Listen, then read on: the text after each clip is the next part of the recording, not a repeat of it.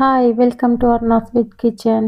ఈరోజు ఒక మంచి స్వీట్ రెసిపీని చూపిస్తున్నాను. ఇంట్లో చిన్న చిన్న పార్టీలు కానీ ఫంక్షన్లు కానీ జరిగినప్పుడు షాప్ నుంచి స్వీట్స్ కొనుక్కొని వచ్చే బదులుగా ఇంట్లోనే హైజీనిక్గా ప్రిపేర్ చేసుకోవచ్చు.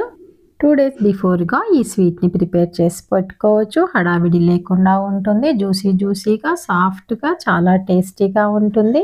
వీడియోను స్కిప్ చేయకుండా చూసేయండి. మధ్యలో చెప్పే టిప్స్ మిస్ అయ్యారంటే పర్ఫెక్ట్గా బాదుషాని ప్రిపేర్ చేసుకోలేరు.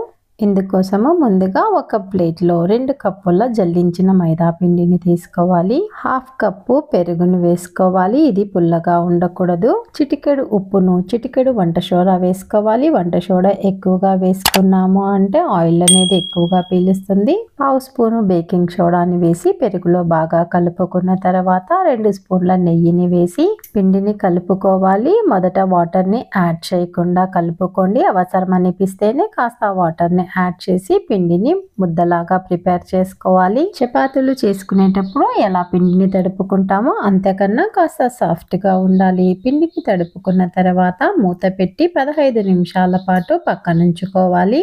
15 మినిట్స్ తర్వాత మూతను తీసి పిండిని మరలా కలపాల్సిన అవసరం లేదు. మీరు ఏ సైజులో బాదుషాని ప్రిపేర్ చేసుకోవాలనుకుంటున్నారో అంత పిండిని తీసుకొని రౌండ్ షేప్లోకి చేసుకోవాలి. తర్వాత వీడియోలో చూపిస్తున్న విధంగా ప్రెస్ చేసి మధ్యలో హోల్ చేసుకోవాలి. హోల్ అనేది కాస్త పెద్దగా చేసుకోవాలి. చిన్నగా చేసామంటే ఆయిల్లో వేస్తే కలిసిపోతుంది, ఉండలాగా వచ్చేస్తుంది, బాదుషా షేప్లో రాదు. మరొకటి చూపిస్తున్నాను చూడండి. కాస్త పిండిని తీసుకొని రోల్ చేసి చేత్తో ప్రెస్ చేసి మధ్యలో ఒత్తుకోవాలి. కలుపుకున్న పిండిని అంతటిని ఒకేసారి ఇలా బాదుషాలని ప్రిపేర్ చేసుకున్నాక కాల్చుకోవచ్చు. లేదంటే 7 లేదా 8 బాదుషాలను ప్రిపేర్ చేసుకొని ఆయిల్లో వేసుకున్న తర్వాత అవి వేగడానికి టైం తీసుకుంటుంది. ఆ టైంలో మిగిలిన బాదుషాలని ప్రిపేర్ చేసుకోవచ్చు. నేనైతే అన్ని బాదుషాలని ఒకేసారి ప్రిపేర్ చేశాను. ఇవి ఆరిపోకుండా పైన క్లాత్ని కప్పి ఉంచుకోవాలి. స్టవ్ పైన కడాయిని పెట్టి డీప్ ఫ్రైకి సరిపడా ఆయిల్ని వేసి ఆయిల్ లైట్ హీట్లో ఉండాలి. కొద్దిగా పిండిని వేసి టెస్ట్ చేసుకోవాలి. పిండి వేయగానే చిన్న బబుల్స్ వస్తే చాలు. కడాయిలో ఎన్ని బాదుషాలు అయితే పడతాయో అన్నింటిని వేసుకొని లో ఫ్లేమ్ మీద వేపుకోవాలి. వేసి అలాగే వదిలేసేయాలి. వాటంతట అవే పైకి వస్తాయి. బాగా గుర్తుంచుకోండి, ఆయిల్ అయితే చాలా తక్కువ హీట్లో ఉండాలి. మన చేత్తో తాకగలిగేంత వేడి ఉంటే చాలు. ఫ్లేమ్ లోలో ఉంచుకోవాలి.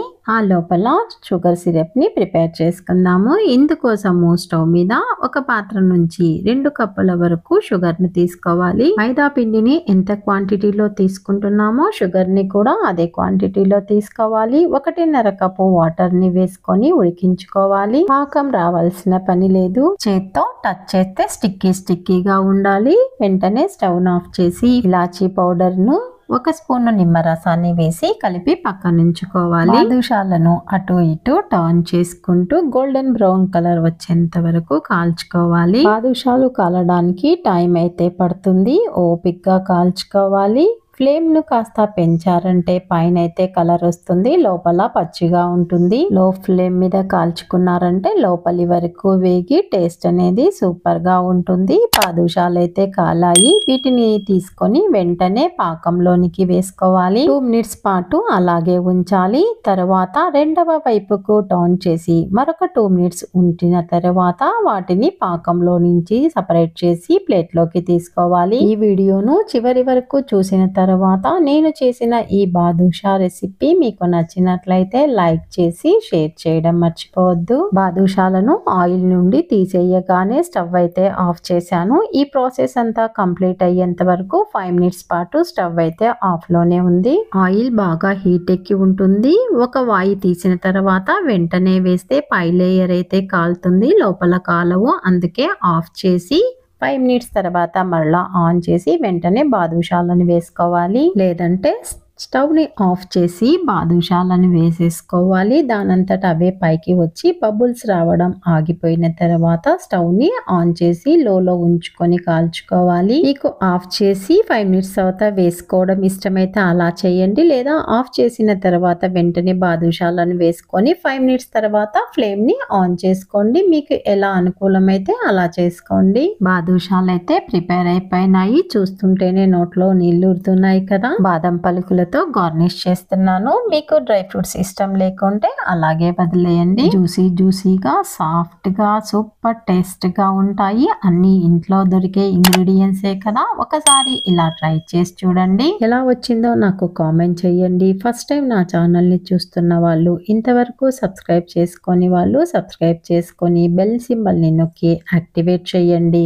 నేను పోస్ట్ చేసిన తర్వాత వెంటనే మీకు నోటిఫికేషన్ వస్తుంది. మీరు మిస్ కాకుండా ఎంజాయ్ చేయగలుగుతారు. Thank you for watching.